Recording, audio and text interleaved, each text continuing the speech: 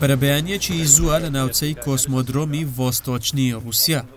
ڤلادیمیر پوتین پێشوازیەکی گەرم لە کیم جۆنگ ئون دەکات.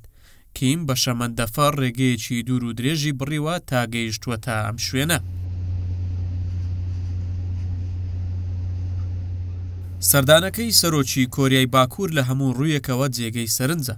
ئەو ناوچەیە کە کۆبوونەوەی لووتکەی هەردوو سەرۆکی لێبەڕێوە چوو، ناوچەیەکی دوورە دەستی ڕۆژهەڵاتی رووسیا نەک مۆسکۆی پایتەخت. ناوچەکە مۆدێرنترین بەندەری کەشتی ئاسمانی رووسیایە. ئەم سەردانەی کیمیش لە چوارچێوەی ئەو هەوڵانەدایە کە کۆریای باکوور دەیەوێت ماگێکی دەستکردی سیخوڕەی ڕەوانەی بۆشایی ئاسمان بکات کە پێشتر دووجار لە هەوڵەکەی شکستی هێناوە. کۆشکی کرێملین گرتەیەکی 20 چرکەی کۆبوونەوەکەی پوتین و کیمی بڵاو کردەوە. بەیەکەوە تەوقەیەکی گەرم و گوڕ دەکەن.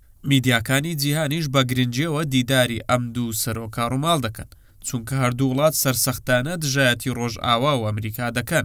چەند کاتژمێرێک بەر لەم کۆبوونەوەیە کۆریای باکوور دوو موشەکی بالستی بەرەو ئاوەکانی نیمچە دوورگەی کۆریا هەڵدا.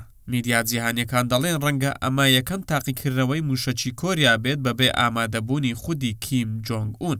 کۆبوونەوەکەی ئەمڕۆی پوتین و کیم دەبێتە یەکەم یەکتربینینی ئەم دوو سەرکردێ لە ساڵی 2019ەوە. بەر لە دەستپێکردنی کۆبوونەوەکەیان لە چەند وێنەیەکدا دەردەکەوێت کە پوتین و کیم سەردانی سنتەرێکی موشەکی ئاسمانی رووسیا دەکەن. پێشتر پوتین بە ڕۆژنامەنووسانی ڕاگەیاندبوو کە کیم حەز دەکات پەرە بە بەرەوپێشبردننی پڕۆگرامی ئاسمانی وڵاتەکەی بدات و بۆ ئەم مەبەستەش رووسیا هاوکاری مانجی دەستکردی کۆریای باکوور دەکات.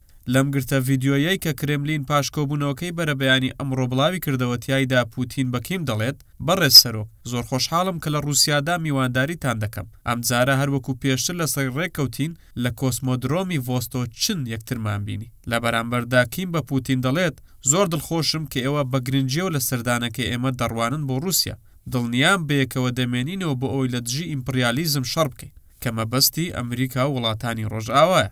جەنجی رووسیا و ئۆکراین یەکێکی دیکە لە تەوەری کۆبوونەوەکەیان بوو. تیایدا کیم پشتیوانی خۆی بۆ هێرشەکانی رووسیا دووپات کردەوە و تەنانەت جەنگەکەی بە پیرۆز وەسف کرد. بە پوتینی ڕاگەیان رووسیا بە جەنگێکی پیرۆز هەڵساوە بۆ ئەوی لە ژی هێزە هەژمونیەکان پارێزگاری لە سەروەری و ئاسایشی خۆی بکات. گوتیشی کۆریای باکوور پشتیوانی هەموو بڕیارەکانی پوتین دەکات.